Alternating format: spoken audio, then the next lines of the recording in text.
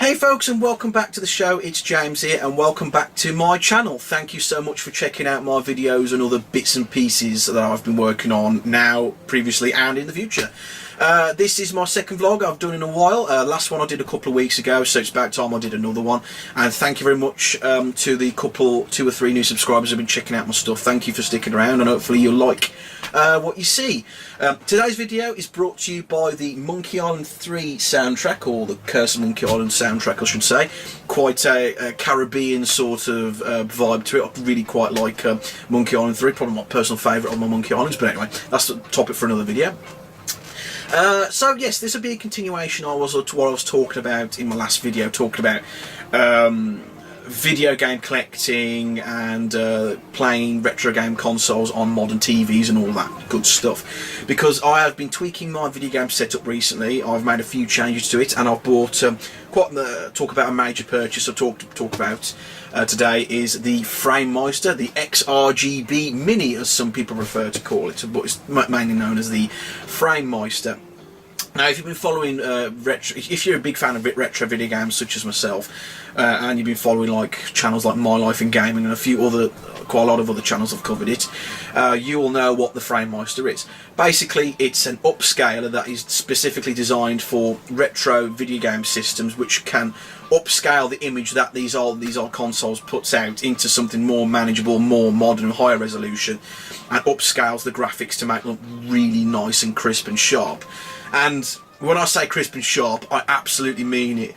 It is, the results this thing puts out is absolutely fantastic. It's absolutely amazing what this thing can do.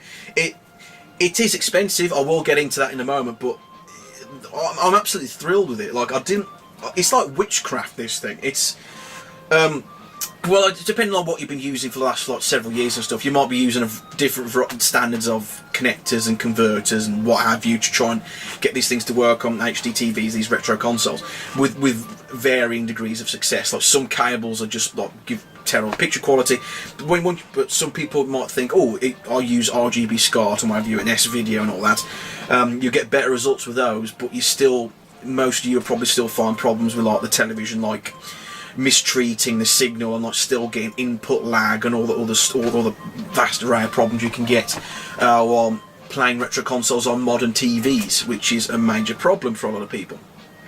The Framemeister basically is designed for people who want to try and eliminate those problems, and allows retro consoles to output through a much more modern standard, being HDMI. So you plug in your console with the included adapter.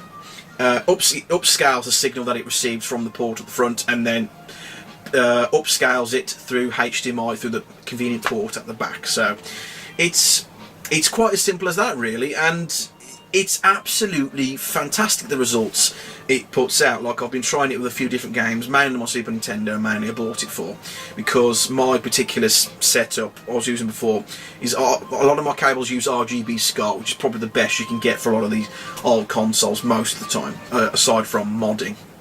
You use HDMI and stuff, but the main issue I was having was like the television was treating the RGB signal, the 240p signal from all these old consoles, as 480i. So the problem it was causing was basically once when the screen was scrolling, for example, the graphics look all smudgy and like a bit like smudged and awful. But like once you stop moving, like those pixels become sharp again. And some effects, like invisibility effects, where like you'd see like really horrible interlacing, de-interlacing, like combing effect across some of the sprites. It looked really, really ugly. It was okay in slow moving games where you're not moving particularly fast, but some games like Mario Kart and what have you, it was the effect was just dreadful. And it's just like, there's got to be a way to sort this. So I've been looking at My Life in Gaming, and I've been talking about the Framemeister for some time, and I've covered this device in several videos. It's device has been out for about, I think, probably since about 2013 or 14, and it's a high-end upscaler. So what it does, you plug in your system, and it basically upscales the resolution correctly. It treats the system treats the resolution as 240p, which is most of the system output of these old consoles like Super Nintendo, Sega Genesis and Mega Drive and all that. Treats the signal correctly and upscales it properly to the resolution that you pick. So there's different resolutions. You can have 720p, 1080p and a few others in between, but probably best to just put it at 1080p, and then you can use different effects after that. So once it does that, does all the upscaling magic, you plug it into HDMI and like you turn on your system, and like it's amazing how bloody sharp everything looks. Like the sprites are pixel perfect, like everything is scaled correctly, integer scaled, like 1:1, as big as you want. It looks amazing, really. I'm stunned at the results of it. But the thing that puts people off buying this Framemeister is there's a lot of misinformation, if you like, or misunderstandings of what it does and what it can and can't do.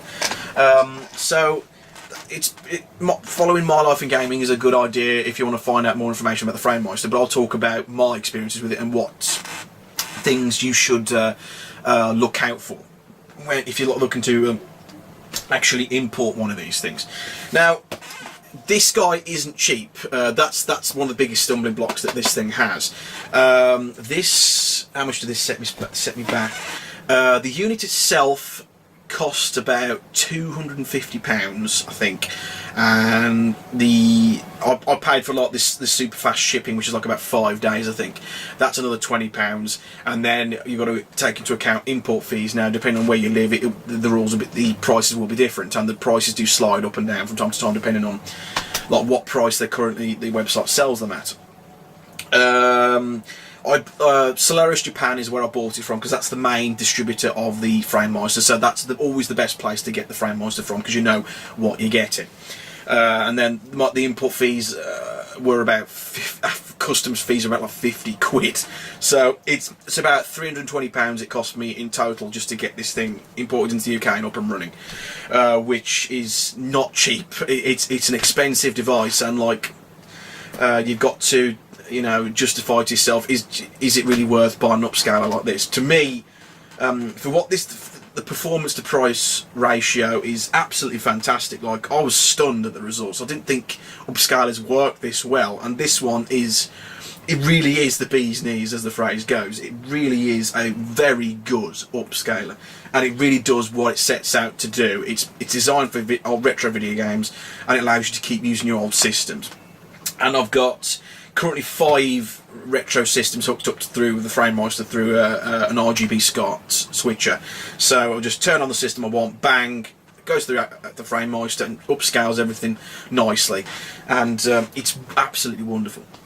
But there's a few things you've got to watch out for, aside from the price, of course. You know that it's expensive, but at least the price to performance ratio, like what you get, what you pay for, it is a very high end, very good upscale. And if you've got a load of retro video game consoles and you're looking to get into video game collecting and actually want to use your old systems, to me it's a no-brainer. Like, save up for one of these things. It makes a huge difference. It does help with processing problems on your modern TV, and it does help in some cases with input lag, which I'll talk about a little bit later.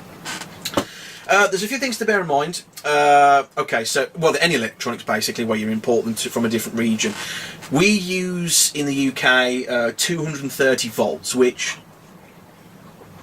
is considerably higher to the electrical systems used in both NTSC US and NTSC Japan. They use, I think, 110, 120 volts.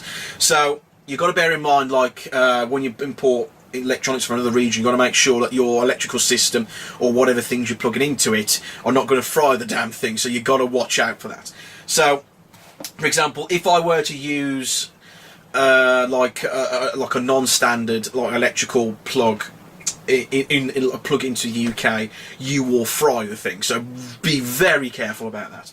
So what Solaris Japan has done is, first of all, make sure you buy the right package from Solaris. First of all, they do 2 different packages. They do one with the JP21 adapter standard, and they also do one which is the Western friendly standard, which is the Euro SCART standard. So if you want to buy one for Europe, UK or America, go for the one with the SCART adapter, because that's the SCART is the one that's used most common in Europe and of course in America. SCART wasn't a standard that was available in America, but like it's still more readily available in the US than it is than to use the JP21 standard, which is used solely in Japan, I believe. JP21. Even though JP21 and SCART have the same identical looking adapters, I haven't got one here to show you, but with the same amount of pins and what have you, they look exactly the same, identical, like under like minor scrutiny, but they are wired differently, so you be careful about that. So if you plug in a SCART cable from Europe into a JP21 adapter, you will fry the Framemeister, so be very careful about that. Make sure you buy the right one for your setup.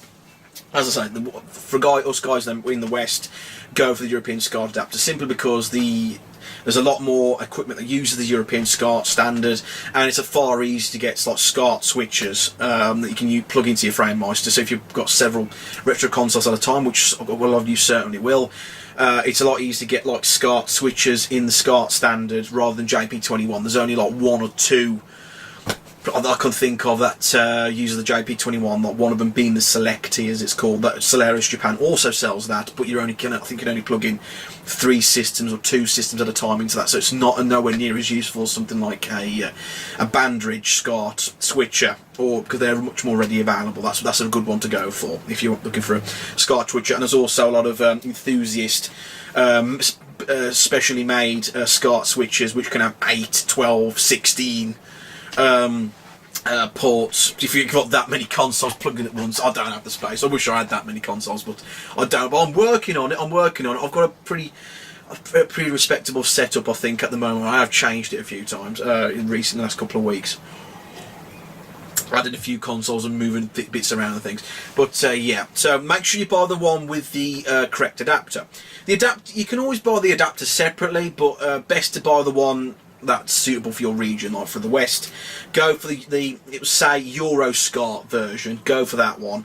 Or if you're in Japan, of course, just go stick with the JP21 standard. And you might want to buy a Selecti switcher as well, but again, that's quite an expensive route to go down. So once you've got that, you've got to think about, okay, now I've got the right adapters for my cables and things, what about power? How do I power this thing? Like, am I going to fry this thing if I plug it into my my power standard? So yeah, make sure you get that sorted first of all. A lot of people say the power adapter that does come with the Framemeister is let's have a look at this thing. I've got it here whilst we're getting open. It is, I think it's just a standard. Basically, yes, it's just basically just a multi-voltage. Yes, it is. It's a multi-voltage. I don't know whether you can read that up that close, but it is a multi-voltage adapter. So basically, you can use the one that comes in the box, but you'll have to get yourself like a separate adapter, like US or like Japanese to European or Japanese to. And actually, I think you can, if you just plug it into the US socket, you can just basically just use that, basically, because it only uses 5 volts. But if you want to plug it into the UK, what I did was just bought a PSP charger, like an official Sony one, and that works right out of the box. Like, it just uses 5 volts, it's the correct polarity and everything.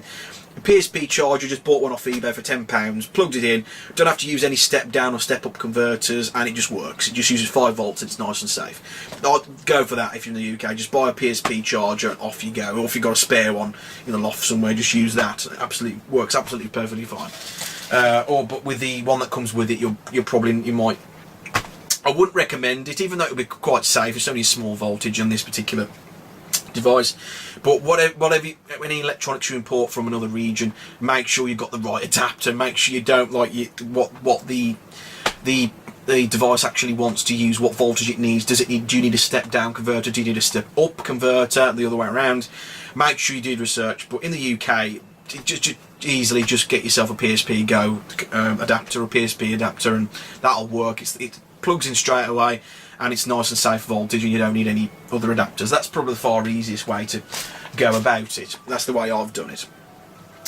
Then second, once you've plugged it all in, got everything wired up through the RGB at the front, it's very easy to understand. Everything is labelled in English on the thing itself, and it tells you that you got like RCA composite at the front, yellow, white, and red. If you want to use that, but why would you want to use that if you've got better cables like S-Video and what have you? You can also buy an optional adapter, a D-terminal adapter, which converts to component. Definitely recommend getting that just for your component consoles. So that goes at the back, that clips at the back. It's nice. I've got my PS2 and PSP Go wired through the back that way, through coming out of a component switch box. So if you've got loads of consoles, make sure you've got enough switch boxes, like powered or mechanical. Both have pros and cons. Powered ones tend to be better because they tend to switch automatically to the one console you turn on. So you turn on PlayStation, boom, the light comes on, and like the Framemeister processes the signal straight away, and off you go. It's pretty much plug and play as it gets, really. The only thing is, once you've got it all set up, like everything's in Japanese, of course. So you want to get yourself the latest English firmware off the MyComSoft website. All you got to do, put that onto your SD card, the micro SD card. You have to buy one of those separately if you haven't got one. You've probably got one lying around somewhere. Just use a really cheap one, like 256 meg will be plenty. Put the firmware onto that, drag and drop, simple as it gets. Put it in the micro SD slot at the back. It's spring loaded. Just press it in, and it goes in. Turn it up. Power on the Framemeister. All the lights start flashing, and the flashing red for a bit. And then once everything goes green, basically the firmware is installed, updated, and now you'll have English menus and what have you. Another thing, one more thing before I forget. Another thing you definitely want to consider is the remote control is also in Japanese, of course. So you can buy overlays, which I've done here. I don't know whether you can see that. If I push it too close, it would be probably a bit too dark, but you probably can see that. You can buy an overlay for your remote. So basically, everything's in English. You just stick it on top with a sticker over the top of your remote, and now you've got English buttons, so you understand what each of the buttons does. I definitely recommend doing that as well. And so basically, you've got an English-friendly Framemeister, so you know what all the settings do and what have you. There's plenty of options and buttons and doodads this thing does. It's crazy. It's pretty easy to understand, actually. Like the buttons at the top, you can pick up which input you're using, like RGB, S-Video, or component, or RGB, and what have you. And the ones at the bottom are picture presets. You can pick which ones you can have, like an 2 times upscale, or you can have like basically ones they've already pre-coded for you, like some different effects and what have you. Like some settings are more tailored to others. But you can, if you want to, I definitely recommend doing that. Going to the Pixel Purist website, I'll put all the links in the description, where you can get presets specifically designed for certain consoles. So these are basically really small bin files, which again you put on your micro SD card, and you can tell the Framemeister to, okay, I'm playing my PS2, I want settings specifically tailored to the PS2, or I want settings pre-made, preset to use like the PlayStation 1 or the Super Nintendo, what have you. And like there's pre-made integer scales, which like depending on what sort of setup you have and what resolution you're using, you can pick different settings. You can have a play around like with like the zoom and how big and wide you want it. You can do manual, you can do pre-made ones, whatever you like, and it's wonderful. And a lot of the presets that the Pixel Purist has made are really good, and they basically scales it to pretty much fill in the entire screen, or just with the correct aspect ratios and everything. It's wonderful. The ones I've tried anyway. And yeah, it's crazy like how good this unit actually works. It's crazy. Basically, what I used to do was,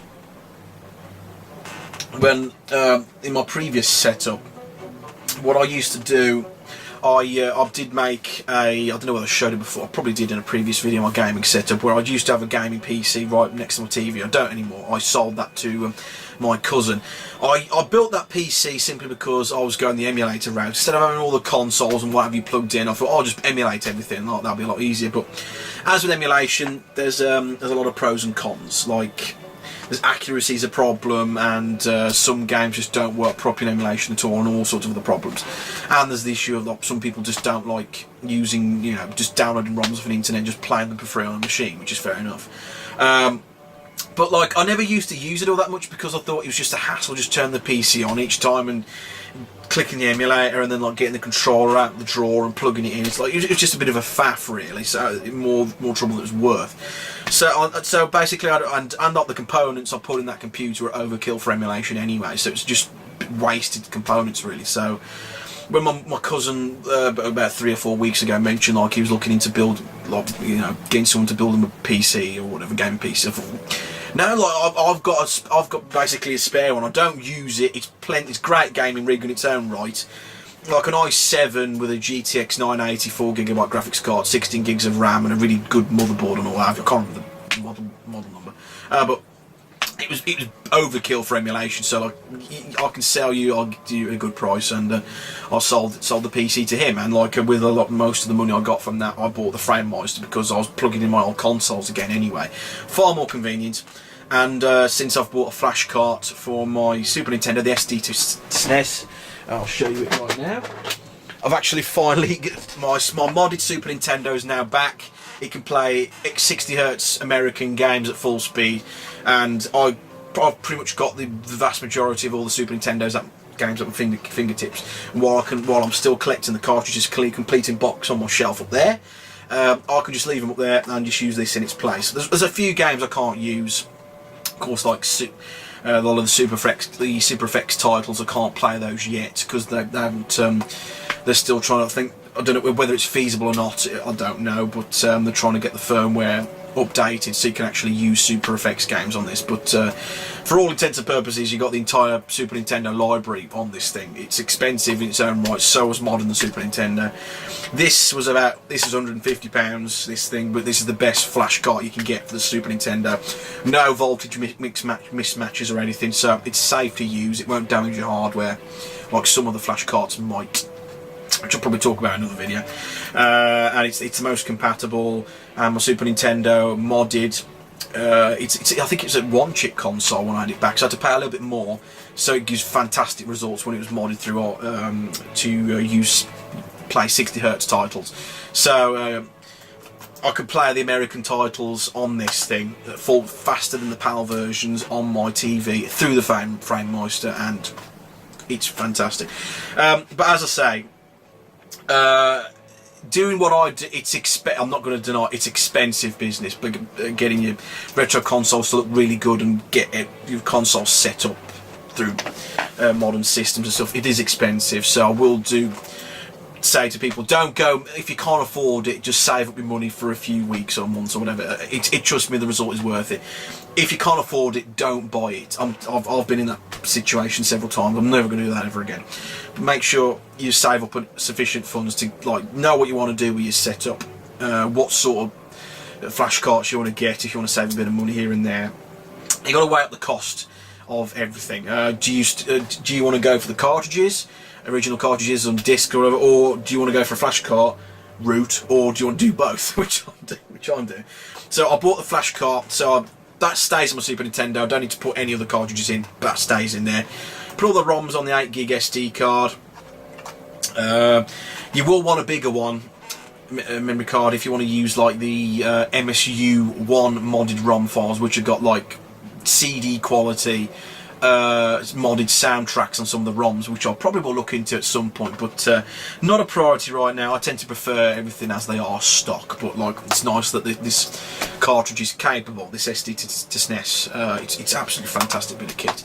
But anyway, but bear in mind, if you want to play 60Hz games at the correct speed on a PAL Super Nintendo, which uses 50Hz by default, you'll need to have it modded with a Super CIC chip. And once you've got the Super CIC in your system, you'll have to tell the SD to SNES that to enable it before the games will run properly, because the error was coming up saying this game pack is not designed for this region or whatever, which I thought, oh shit, this is not working properly. But no, you've got to tell the SD to SNES that this chip is present. Turn it off, turn it back on again, and then it's turned itself on. It detects the Super CIC chip, and then it allows the NTSC ROMs to bomb to boot properly, I should say. So yeah, again, I talked about this briefly, but fantastic flash cart on its own, in combination with the Framemeister and everything, all that stuff. I will look at other flash carts. I'll probably do a video separately, talking about flash carts and stuff in a separate video if people are still confused. But yeah, it's a fantastic bit of kit. It's expensive, but when you weigh up the cost of buying, especially for Super Nintendo, when you weigh up the cost of buying the boxes and manuals, complete in box, I don't know, like, some games are okay. I bought F-Zero boxed a couple of days ago for about 25 quid, which is pretty good. I'm pleased with that. But UN Squadron, which I was trying to get, I missed it, bastard. That went for about £62, £64 I should say. The average price of that was about 75, 80 quid. So you're looking, depending on the game, some games are 80 quid, some are 100 odd. It's crazy. So collecting video games is not fun. It's because it's mainly a drain on your resources. So if you just want to play the games, get one of these. Get yourself a flash cart. There's different ones. There's the Super UFO, which is a cheaper one, and there's the Super Everdrive. But the SD to SNES is the most expensive, but it's also by far the most compatible because it supports a lot of the co-processor chips that some of the games used to use, like DSP 1, 2, 3 and 4, which Mario Kart uses one of those.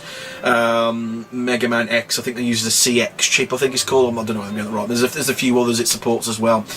It doesn't support the SA1 chip, which is used in like Kirby Superstar Saga, or whatever it's called. The Kirby games. Which is a shame, but I don't think that'll ever be implemented because that uses, I believe on the instructions I was reading up about it, whether it will be supported at some point. It says it will be unlikely because the FPGA, the Field Programmable Array, I think it's called, basically a rewritable board in here, which simulates the original chips. It's not quite fast enough, at least currently, to simulate that chip, unfortunately. So probably won't be able to play the Kirby games, which is a bummer.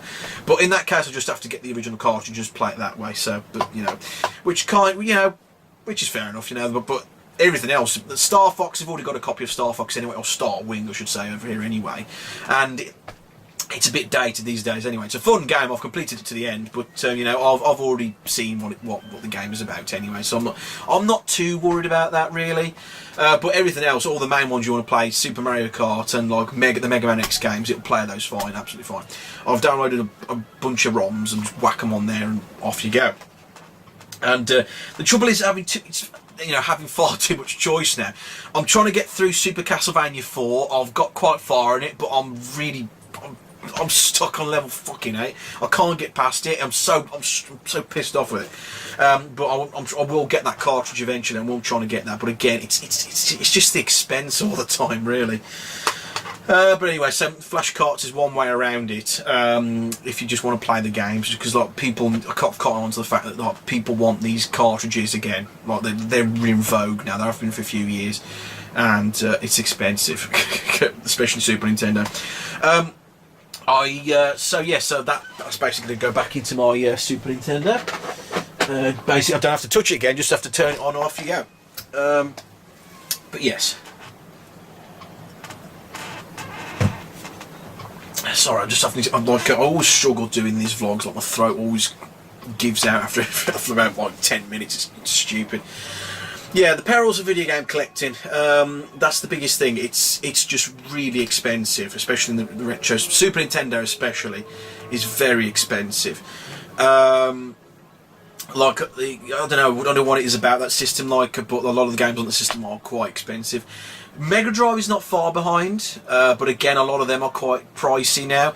But at least with it, I will be looking at Mega Drive at some point. I will be looking at a few of my friends have been saying they've got a spare one.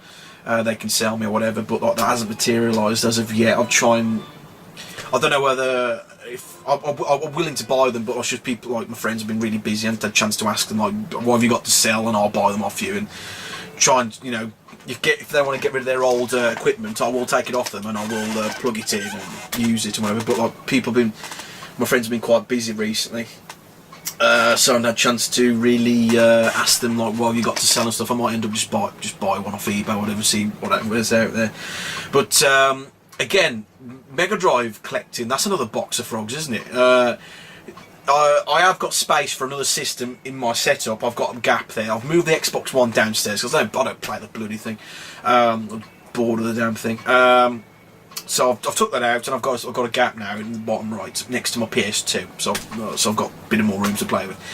But which version of the which version of the Mega Drive do I want to get? Do I want to get one with a CD attachment which goes to the side, or do I want a separate CD system? Like I'm going into another tangent. Do I want the 32X as well? Do I want all that other gubbins? I really don't know.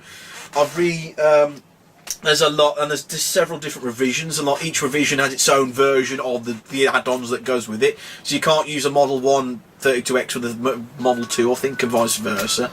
So I don't know yet. Maybe if someone could give me some pointers of what to go for, that would be I really appreciate that. Looking into Mega Drive bits and pieces, but I'm looking into it, but probably not for a couple of months yet. I would have thought maybe I'll take the plunge or whatever. But because I'm mainly been like working on getting flash carts for my existing systems, and like I thought the big purchase was of course the Framemeister, but now I've got that, it's basically a case of like deciding which games am I looking to get in the next couple of weeks, like to add to my collection. So it's a case of, do you get like 2 or 3 cheap ones that you haven't got like for your GameCube or whatever, or do you buy like one really expensive one for like 3 or don't buy anything else for 3 or 4 weeks simply because like you've used all your savings. That's what it's like basically. But yeah, video game collecting, for me it's good fun. I quite like it. It's sort of like recycling and saving copies that are unloved and put them into like a big collection maybe for someone else to enjoy when I'm finally gone, whenever that is. So I like having like a curated collection that people can enjoy when people come around my house and play the game or whatever, or whoever inherits the collection off me eventually goes to a museum or something, I don't know. But that's my goal really, like keep everything intact, try and get all these supplementary materials, keep everything complete and together, and put them on the keep them all together. That's my aim. But like that's going to take ages, but like it's something to do, it gives me something to do, but like it's a hobby of mine at the moment. And actually playing the games I missed out on, which is really, really exciting. I will now have a chance to play stuff like Secret of Mana and Final Fantasy VI and all the other heavy hitters on the Super Nintendo and all the old games I haven't played before. And there's a few on GameCube and N64 I want to play. I've played most of Mario Party 1, no, not Mario Party 1, sorry, Paper Mario I should say, on N64.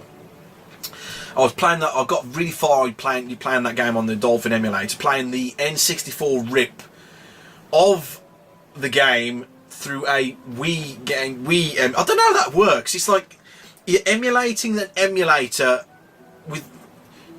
It's I don't know how Dolphin works. It's witchcraft. It's basically because it's the Wii Virtual Console is an emulation with another system. So the Dolphin is emulating an emulation within itself, if that makes sense. That boggles my mind. That's crazy. Emulating an emulator. I don't know how it works, but it did work really well. It's crazy.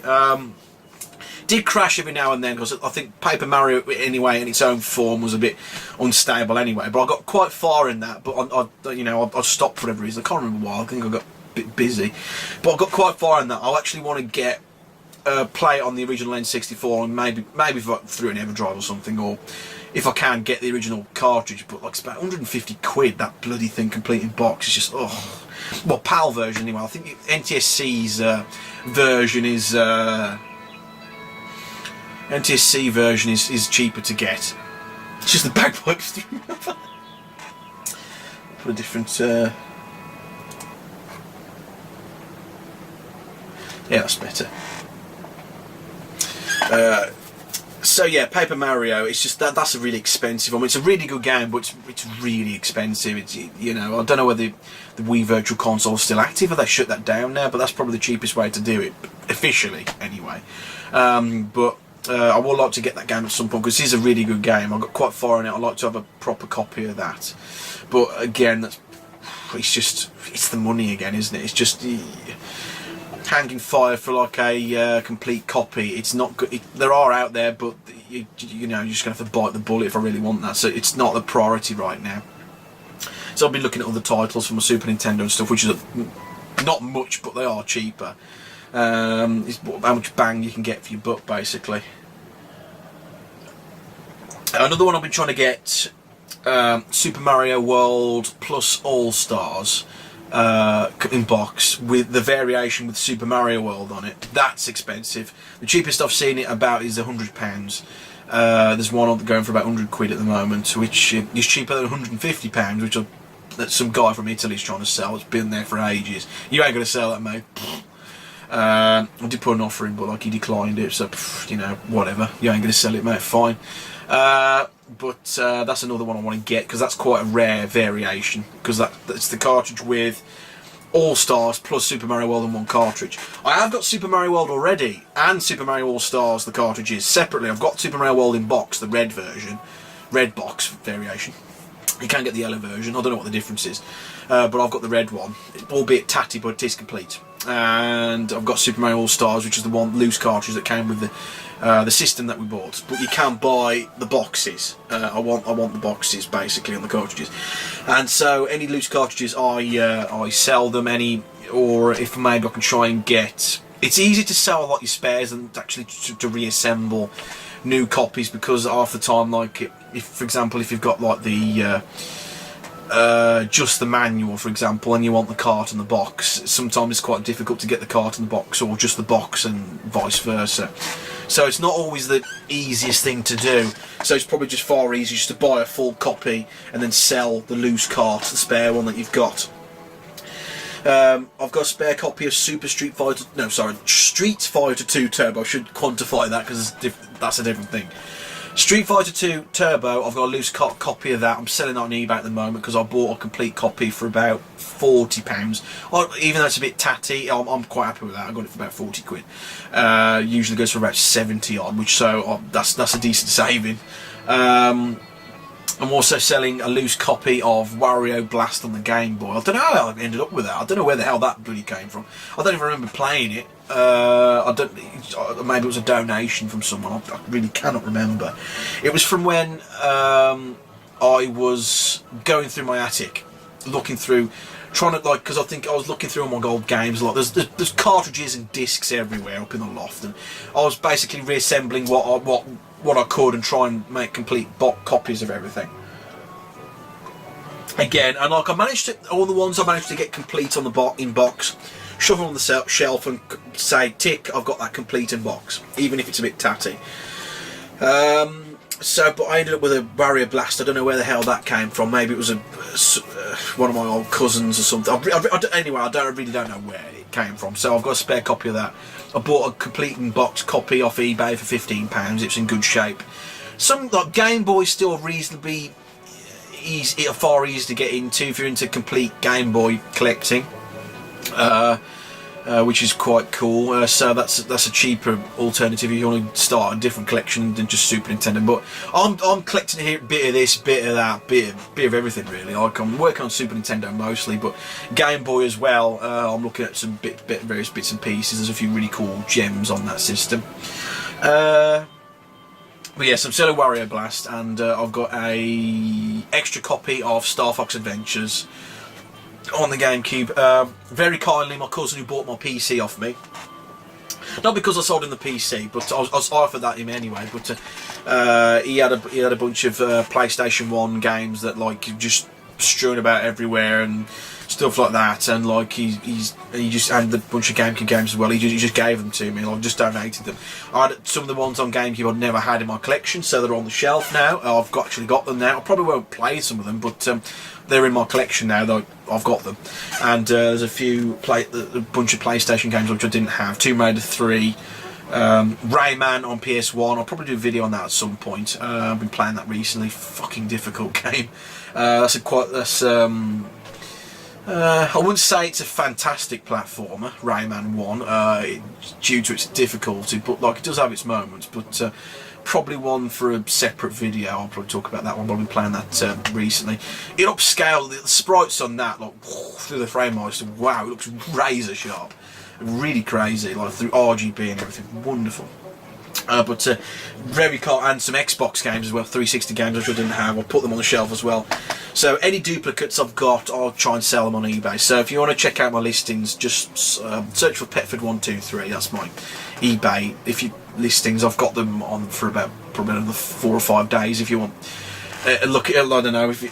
I'll just put them on like at list price, like cheap, like start at 99 pence, and whatever they go for, I'll just get rid of them because like to take up space on my shelf. I need more room for a lot of games on my shelf, my bookcase now. I've got from IKEA, and it's crazy amount of stuff I've put on there. There is more room on there, but it's getting quite full. So I've got to be more. Any duplicates, I'll sell them on, and like, they go towards buying new old titles, basically, like new ones for my collection anyway. So yes, video game collecting. There's a lot of trials and tribulations to that. Mostly it's the price that holds you back. So again, I stress to people, if you're collecting things, make sure you stay within your budget. Know what you're looking for. Maybe make a list of what stuff you're looking for, and just work within your boundaries, basically. So if you see something that's like really expensive, don't go for it. Go for something else. Like maybe go for something else. Okay, that's too expensive for now. I'll wait a bit. I'll be patient. One might appear, which usually they do. A cheaper one that you can get yourself. Compare the market. That's another thing. When you look on an eBay, like search for something, I don't know, like a game, any game, Perfect Dark, for example, in N64, for example. You might like check the average price, like a box copy's like, I don't know, I haven't checked the price, by the way, this is just an example. Like it might be 80 quid, an average price. One might be 85, one might be 78 or whatever. So you get like an average, like about 82, 83. So work out what the going rate is at the market, and maybe see if I can get it for about 70 or 65 maybe, and then hang fire a bit. And then once another one actually comes up a listing, watch that, and then try and go for that, and like bid just under what the other ones are going for, and that's a good way to save money. So it's just that have your wits about you. Make sure you keep looking out for fakes, because there's quite a few on there, depending on the system. Some fakes are easy to spot than others. Some of them are really difficult. Some of them are really easy to spot. So just have your wits about you on the internet. Like do your research. If you're not sure of something, like there's loads of forums on the internet that'll help you out, and of course you can always ask me for some advice if you want, because I don't think I've ever come across a fake. I'll tell you what, I'll show you what I've got. Is it in this box here? Let me just check. No, it's not, it's the other one. Just grab this guy right up here. Go past the camera. Grab this box in. Just about reached it. Not a lot of space in here, unfortunately. So this is, I don't know whether I've showed you guys this before. This is my graveyard of loose boxes and cartridges and bits and pieces. So I've got some of the boxes, like I might decide to like recycle them, or maybe if I'm trying to get a cartridge for the box, I just put them all together. Here's an example. This is quite a funny one. This is obviously a fake Pokemon Yellow, but I knew it was fake, of course, because like the original cartridge is yellow. I have got a full complete box Pokemon Yellow over there on the shelf, but I wanted just the manual, right? So the manual on its own was really hard to get a hold of, because I'm very picky when it comes to serial numbers. Now, Nintendo serial numbers, have I got an example to show you in here? Teaching with James. I'll give you some pointers. Well, it is just a generic one, a Game Boy Advance manual that you get with every Game Boy Advance game. Like, you get like, can you see at the top right there of the manual, you get like a little code. Now that code tells you which region that this manual or cartridge comes from. So for example, a European one like this one will say it will end in EUR, whereas a UK version, which I sometimes did, will end in UKV. Now, that's one way of identifying fakes, like checking the serial numbers match up and things.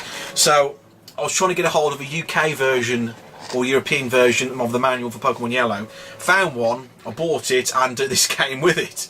So, that's just an example, really. So, that's a really obvious fake. It wasn't advertised as a...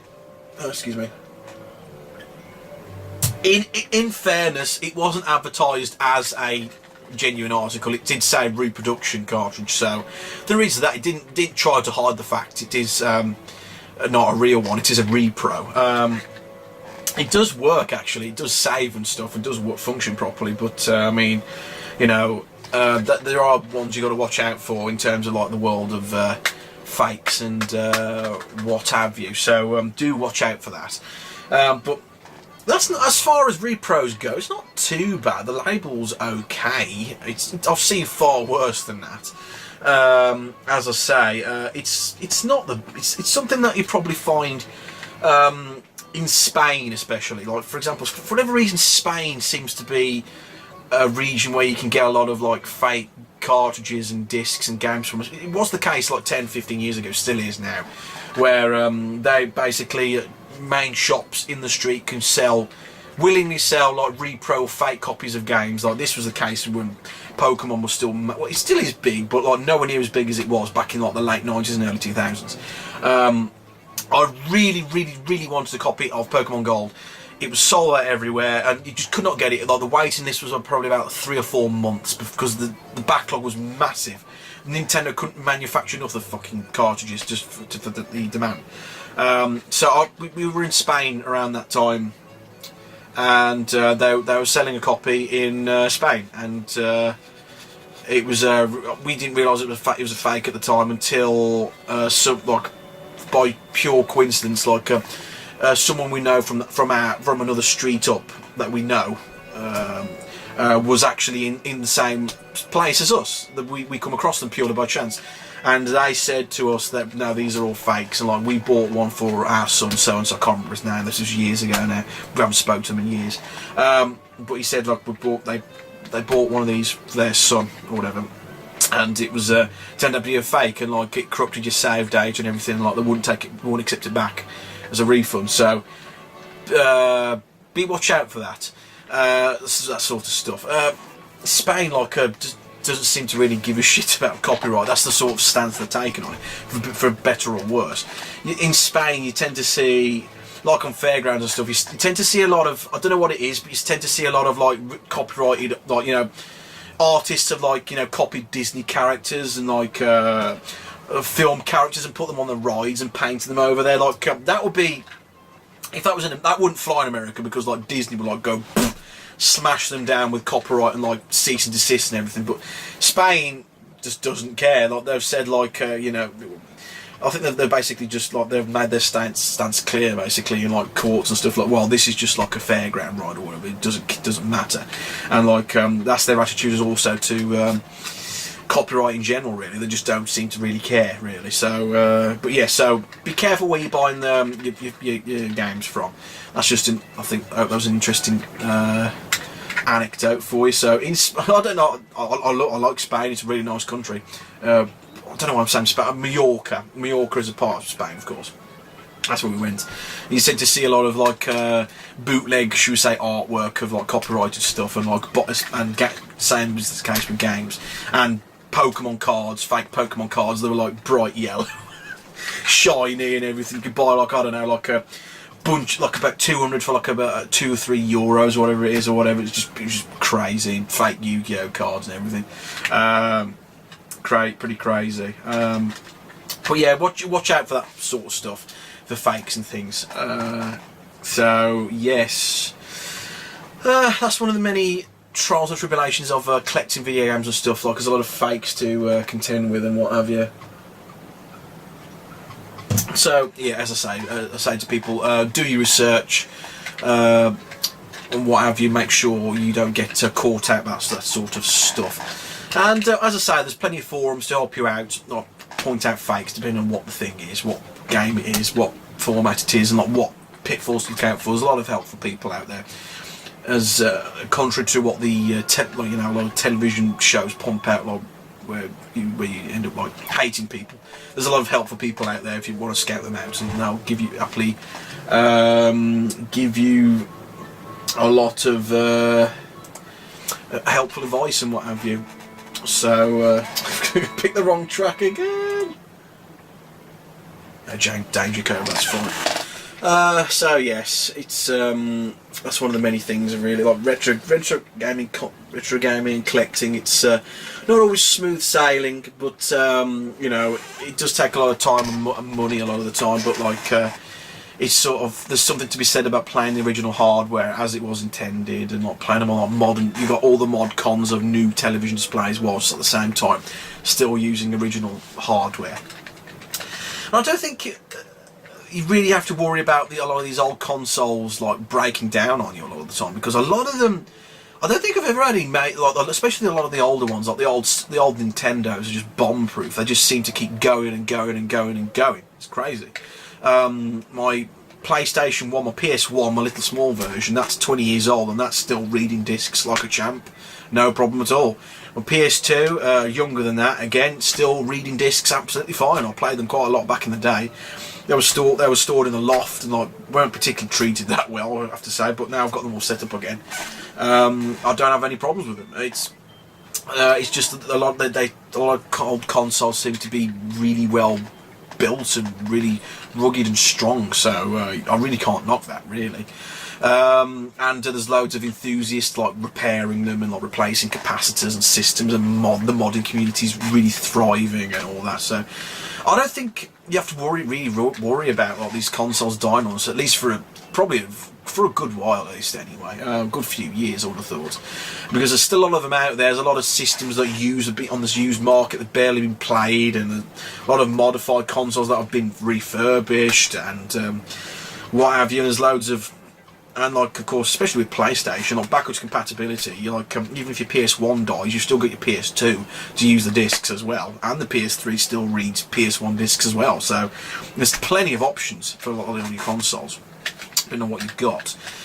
Loads of options to play your old retro consoles in terms of hardware, and like there's the controllers for them are still relatively easy to get a hold of. The original controllers for all your consoles. See, I think, you know, Super Nintendo controllers, you could probably get. I bought a couple of new ones, well, not new ones, but they're in really good shape for about pair of them for about 15 quid or something like that. Because the other one I had was a bit knackered, so I bought a couple of second-hand ones in good shape. PS2, they're probably about 20 quid each, the controllers. Same with PlayStation.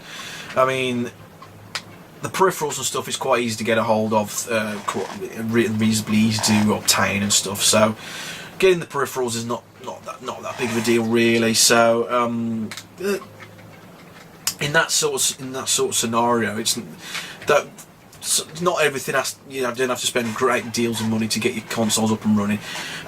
Probably what I suggest is just get some good SCART cables for your systems, plug everything in. If you can't afford a Framemeister, of course, which a lot of people, it's very expensive. I do agree with that. There are adapters and things you can get to use components and stuff, and other workarounds in the meantime, which are far cheaper and will get you out of trouble when you can play your consoles. But as I say, do your research. Look at what your system is capable of. Like what sort of games you want to buy, what you're collecting, what sort of systems you got plugged in, and what sort of logistically what can you afford, and look out for fakes and all sorts of bits and pieces. It's all fun and games, really, as long as you know what you're doing, and like ask for advice whenever you're stuck, and like any pointers from people, and there's plenty of guides to help you out if you don't understand how things are wired up, or differences between versions of games and all sorts of things, like to help you out, and like what's good value, what's not, and all sorts of things. So if any of you want any advice at all, or any advice from me personally, I don't mind giving you advice at all, because I've tried all sorts of different bits and pieces trying to get my setup to be the way I like it and the way it is now. I will look into getting at some point, maybe for my birthday, I'll probably save it for a 4K TV, because the one my brother got was pretty sweet actually. And now I've got a Framemeister, I don't have to worry about using SCART. because the Framemeister, I can plug everything through the Framemeister and into HDMI, and that's a lot more convenient. Just what through one cable, bang, job done. The switches underneath out the way, it does its own job. But yes, so I will. It's just, for me, it's just a hobby of mine, and I do like playing these old retro consoles, because like new consoles just don't interest me at all. I don't like PS4. I've got one plugged in. I don't play it. Xbox One, it's downstairs. I don't play that either. They just bore me to tears. There's nothing really on them that really compels me, really. But it's either with me. I play pretty much everything on PC now, or on my old consoles, because like they're just nothing. The new modern consoles just bore me to tears. There's nothing really on them I really enjoy, and like a lot of the heavy hitters on the main consoles you get on PC these days. So there's way more choice on PC as well, like from all the way from DOS all the way up to present day and stuff. And vast majority of games work on Windows 7 anyway. But there's a few from the late 90s that don't work at all, and early 2000s don't work anymore due to like incompatibility with drivers and whatnot. But generally speaking, PC, I think for me is just like, it's just, you can't, if you got the money for a decent PC rig, get yourself a PC rig, and everything goes to pretty much everything tends to gravitate, apart from Nintendo stuff, tends to gravitate to PC in the end anyway. I hope they will do a Red Dead Redemption 2 for PC, because they've got no excuse not to do a PC port. Makes no sense. I don't know why they didn't do Red Dead Redemption 1 on PC, because there's a huge market for it, and they released the GTA games on PC eventually, so I don't know what, there's no excuse why they didn't do that. They just like throw money. Well, fine, if you don't want to have money, Rockstar, fine. Because I'll happily buy a Red Dead Redemption 1 on PC, and like just for the chance to like for crazy mods to appear on it. That'll be brilliant. Red Dead Redemption 2, yeah, that looks pretty cool. But anyway, I've been rambling on far too long, haven't I? It's nearly an hour long. Thank you so much for listening to me. I don't know what I'm going to talk about next time, but probably talk about some of the topics and whatnot that are relevant. And we'll probably get back into making maybe some Let's Plays again on my channel. But I'll think about it. I just don't know what I want to do yet, because that sort of fell by the wayside for now. But we'll see about that one. Thank you so much for checking out my channel, guys. I hope to see you guys next time.